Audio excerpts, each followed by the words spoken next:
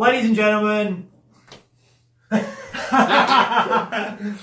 I said to Donnie before we started that we get one shot. So true to that form, we get one shot. Ladies and gentlemen, welcome back. BV here, another episode of Hangin' Loose. I'm super pumped up. I've got the great man here.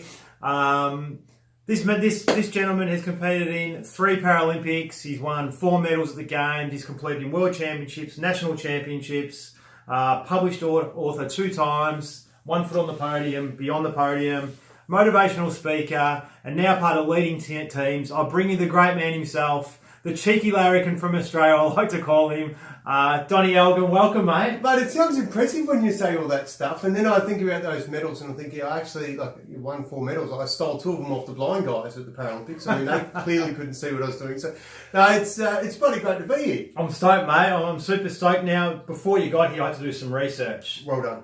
Well, you nailed it. Listen to that. Well, I think I got it right. So I had to do some research, and I've been in the tech space, and I'm pretty like a tech savvy guy apparently. So I've got Google Home here. So I just want to see what happens when I ask Google Home who Don Elgin is. Oh wow, this will be so good. Let's be ready. Right. So hey Google, who is Don Elgin? According to Wikipedia, Donald James William Elgin is an Australian Paralympic amputee athlete who won 4 medals at 3 Paralympics.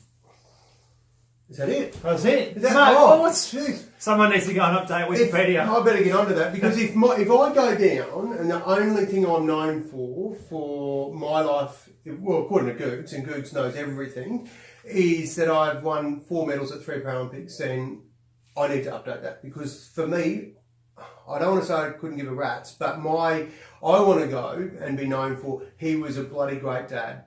Got 4 kids, and that's the driver for me, not... Like, you're right, as an athlete, that's important, and you focus on being the best athlete in the world, but that's not the stat. I was settling in there waiting for, like, okay, let's get to the juice of what makes me tick. If that's what we're telling the world and we're measuring on stats, then I think we need to update Google. Mate, I'm so glad you're here, because you nailed everything that I stand for and live for and breathe for, and it's so true, and it's so easy to be, I guess, labelled through headlines, and I think in this generation that we're going through, and look, I love social media, I think it's a great tool, I love it. I just think we just need to have more of a real element to what we're communicating out to the people, and hence why Hangin' Loose came about, because I wanted something that was real and authentic, and I don't want to give this podcast a plug, but you just kind of done it. Well, we should, and what I like to do in anything in life is keep it real. So even the context of, we love social media. I mean, you're probably watching this through social media. Correct. If all goes well. 100%. So let's not kid ourselves with that, but let's actually make sure we understand what the context of, when we say friends, how many friends do you have? Well, or how many likes do you get? If that's where we're seeking our validation from, is how many friends in the glass box we have, or how many times somebody goes click. Do like this, by the way, because it helps. But my point is, we need to be able to see past that. I need to tell my kids. That's, I think, one of the reasons why kids don't have Facebook, according to Facebook's rules, until they're 13. At least by then, they've got some sort of chance to establish what a real friend is. Sure. A friend is somebody that actually gives a shit. Will come and give you a hand, will reach out and say, mate, how are you travelling? As opposed to just, boom, that like friends around the world. And it's great to stay in touch and watch their kids grow up. Sure. But, I want to know that my mates are the ones that are in the trenches with me. Yeah. And just to extend on that, I'm a big believer that my friends are on my hand. Yeah. If I'm lucky. Yeah. If you're lucky. If I'm really, really lucky. And you know what? And it's okay for those to change. That's the other thing. Yeah. Like, this is the main hand, this is the driver, and look at these little fingers, mate. That's probably why I crash and burn counts in maths. I used to count in halves, and everyone else was counting their fingers. I'm counting halves, and of course, bits missing. But that's all part of the deal. I don't complain too much about that.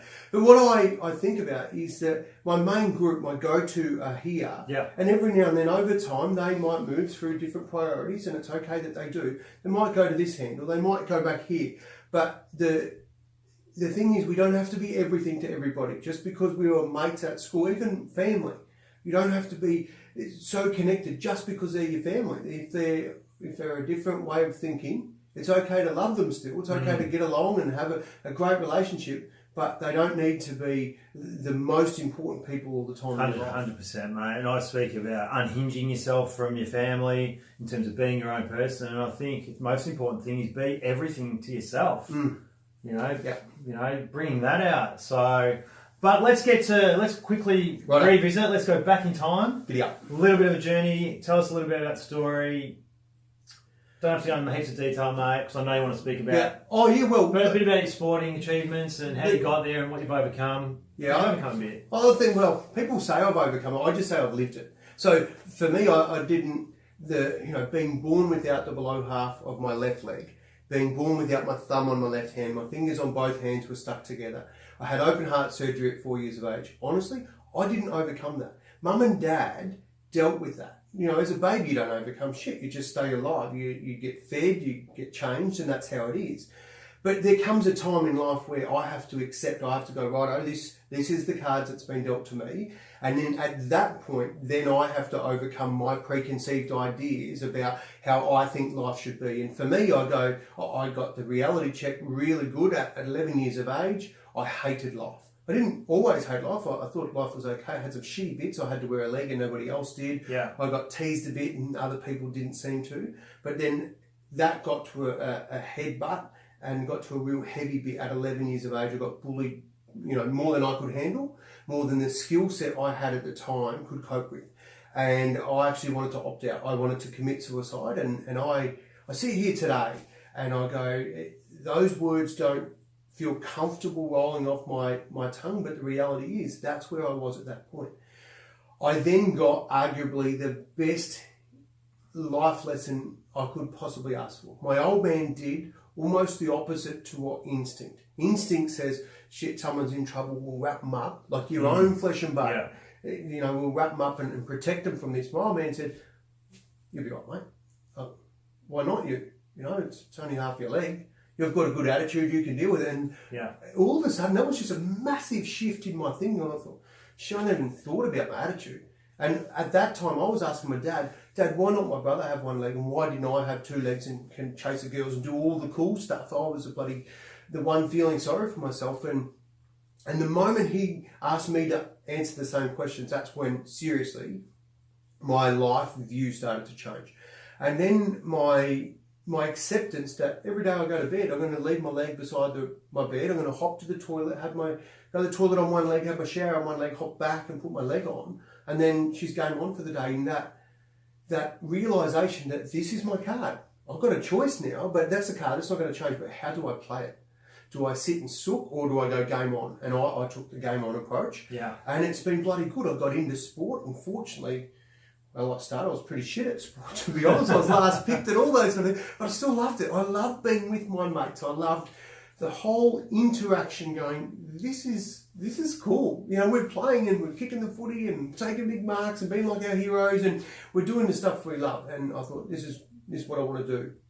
I didn't realise at the time that there was an opportunity for me to explore that in another level, and that was Paralympic level.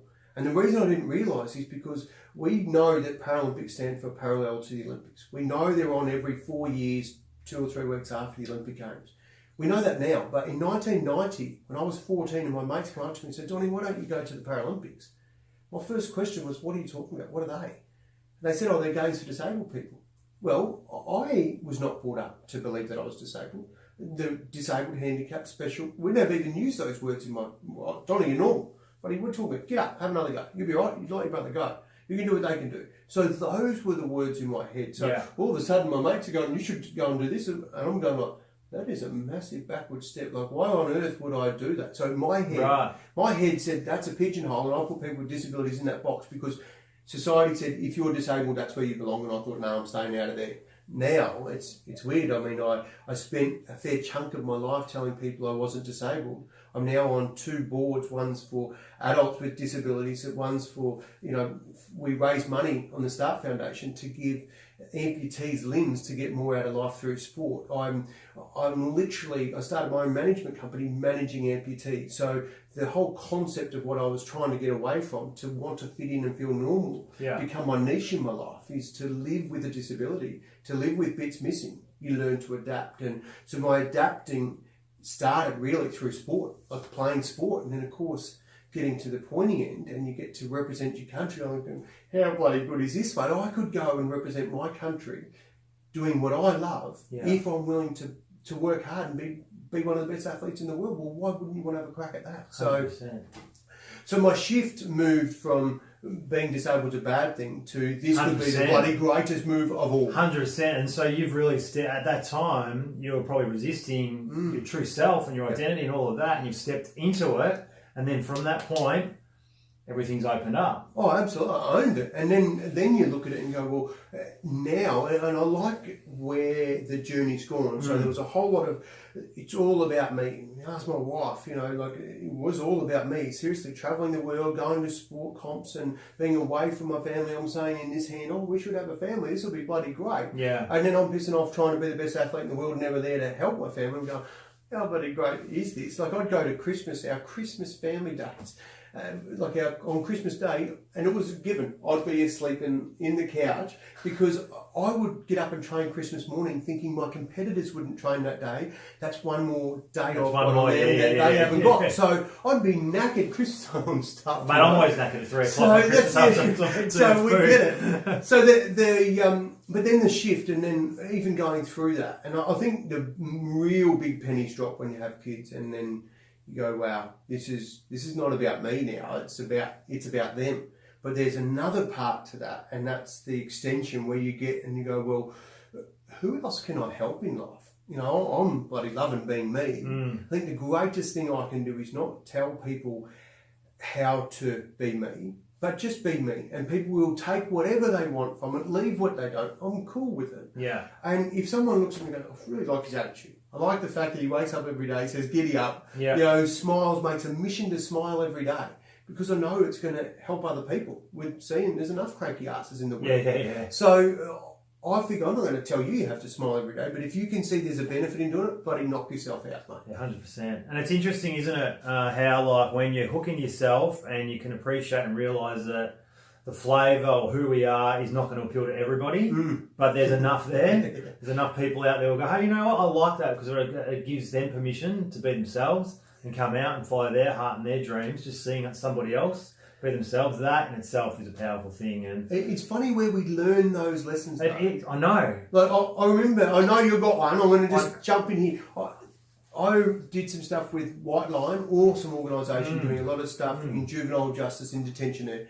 And I met up with this beautiful young lady named Tanya Doko. She was a lead singer of Bachelor Girl, and we would go out on the road and do gigs, and we went to a few at-risk schools, but we did most of our stuff together in the juvenile detention centres. So we'd go in there and, kids in remand, and their fate, based on the decisions they've made, is about to be determined by the courts. And some people, they're in that system and it's safer for them because they say, and they've told me, it's better in here, I don't get bashed at home. So, that hurts it hurts when you hear that. Yeah. And I remember going with Tanya, and she just got the most beautiful voice, and she just sang this one day, and she goes, I'd give myself permission to shine. That Shine was a song. Yeah, I remember, yeah. And when I just sat there, and it just smacked me. I mean, here I am going out to be an influencer on these other kids, and I'm also getting, at the same time, take this lesson to go, it's okay for me to be me, to give myself permission to shine, and I bloody loved it. So,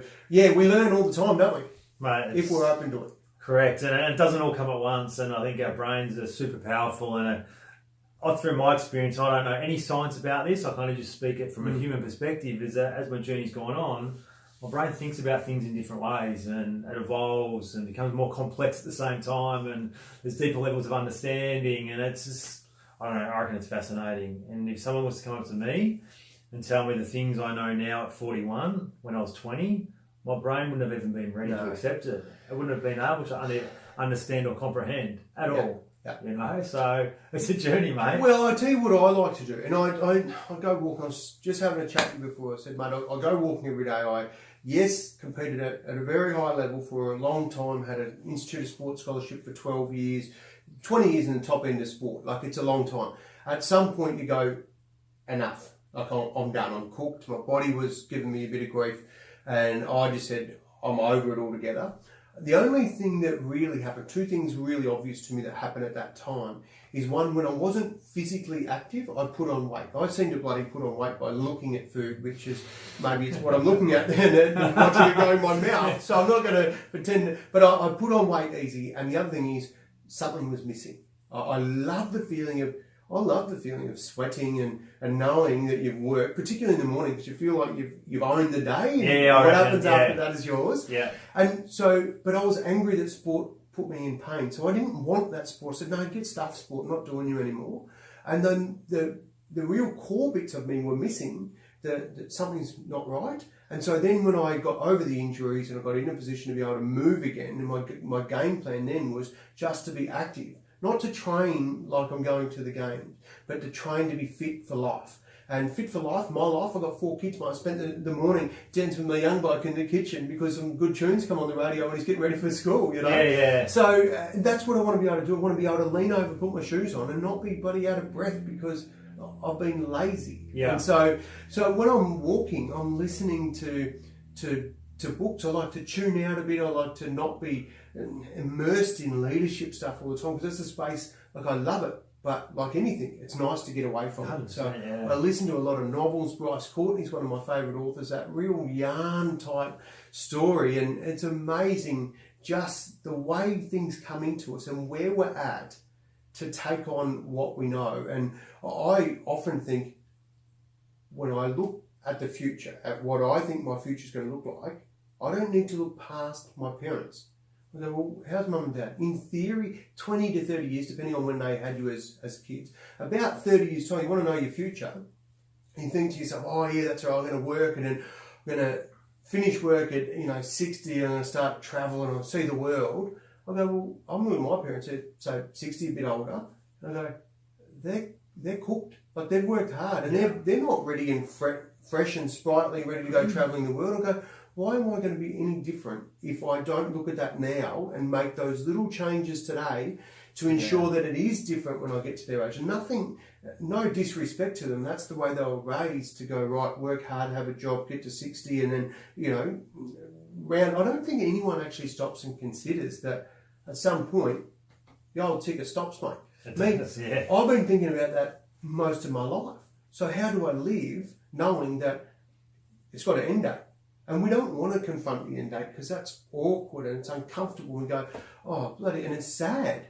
I think, mate, my end date's going to be a celebration. Anyone who has known me in the time I've taken oxygen, I'm hoping is there to go, how bloody good was that, mate? That bloke got life and lived it. Yeah. And I don't want to wait till 60, because if I'm knackered now at 40 something, how's my body going to, I'm not going to go and travel, so I'm doing it now. That's it. It's all about the now, and like even with my journey, Donnie, it's, I go to the gym now for completely different reasons than I do now. As when I was 20, and I walk into the gym now and I see 20-year-olds in there training, looking themselves in the mirror, reflecting their muscles, and and you've got a good rig, so you've got every right to do that. And I remind me of myself when I used to be brushing my teeth, and my wife will testify to this. I'll be brushing my teeth and I'll be flexing my muscles, but that's what was important back then. And my reason for training now is, my primary objective is to stay strong and healthy, but mainly for this guy up here. Yeah. I want to look after mine first. Second reason, I want to have the energy to go and do all the things I love to do. The surfing, the snowboarding, the travelling,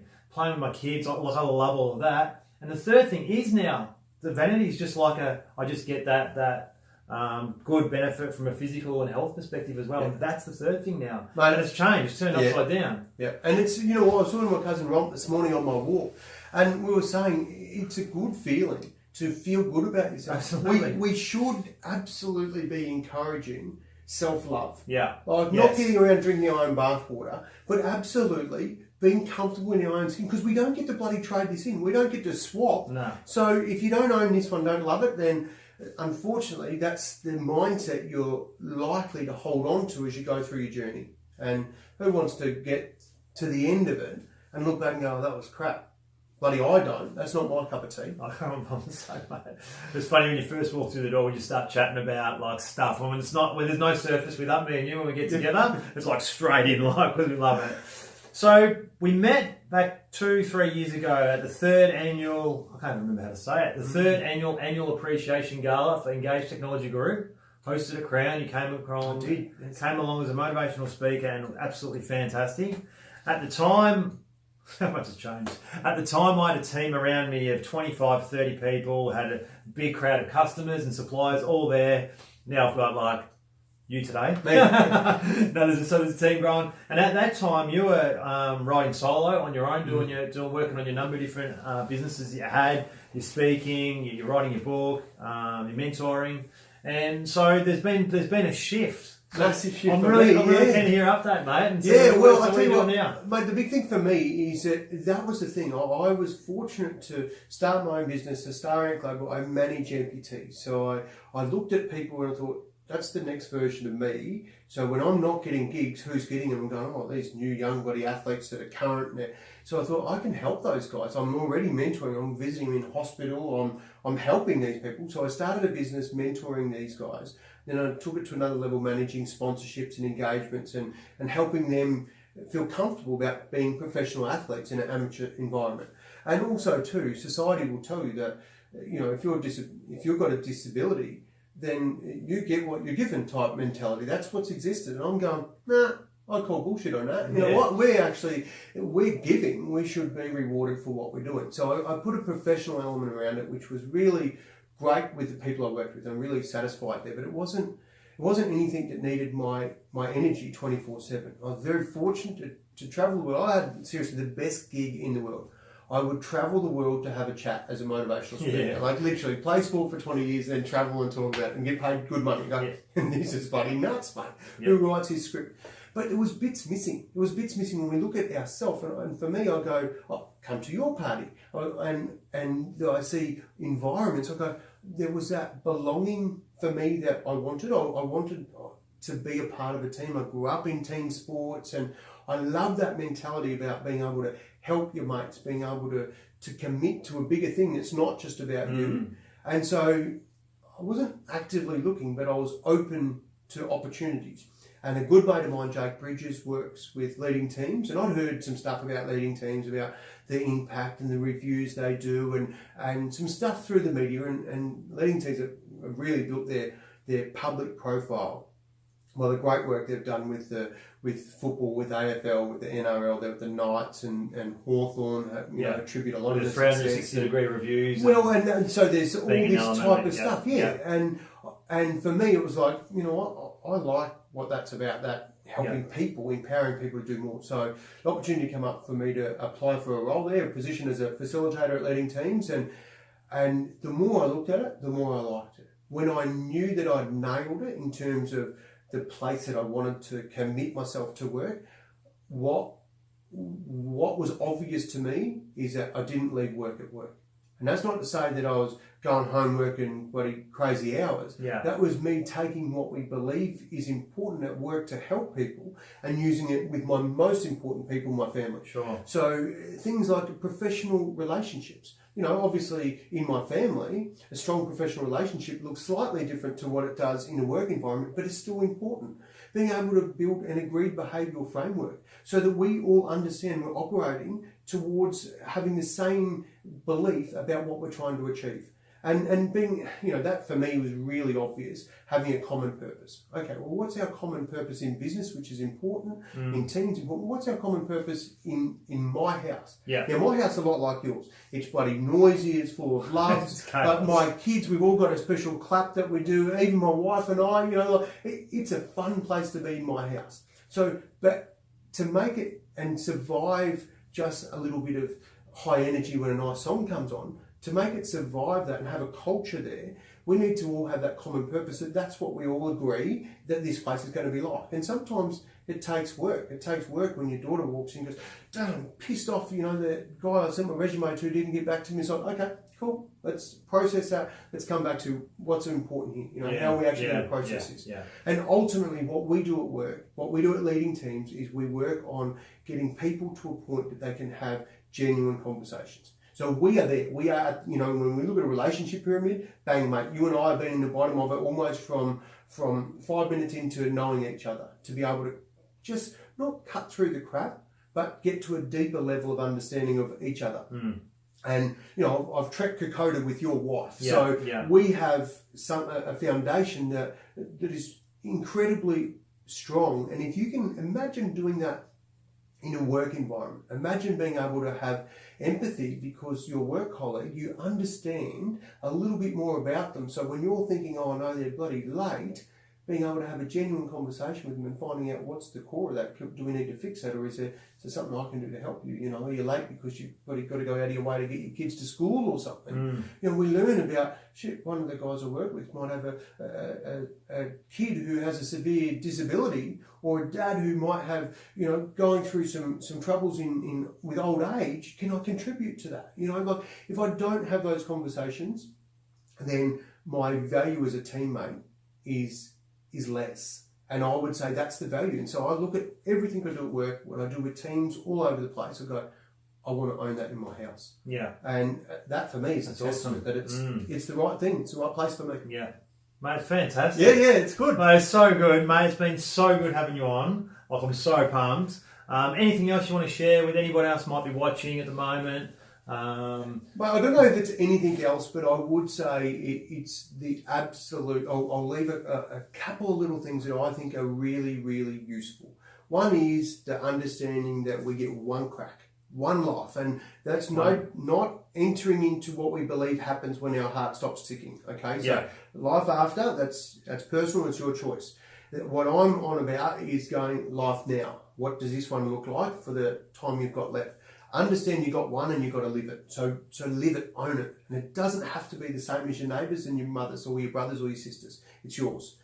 The other thing I'll do is a really practical tip to bring things into your life to make useful is go and ask somebody to give you 3 words that describe you. Do it yourself. So write down 3 words that describe you. Ask somebody else. Ask you maybe 5 people. And they can be from all walks of life that know you. And have a look at what that is. Have a look at what that is and then check in. Ask yourself if that's what you want to be seen as. Do you want to make some changes to that?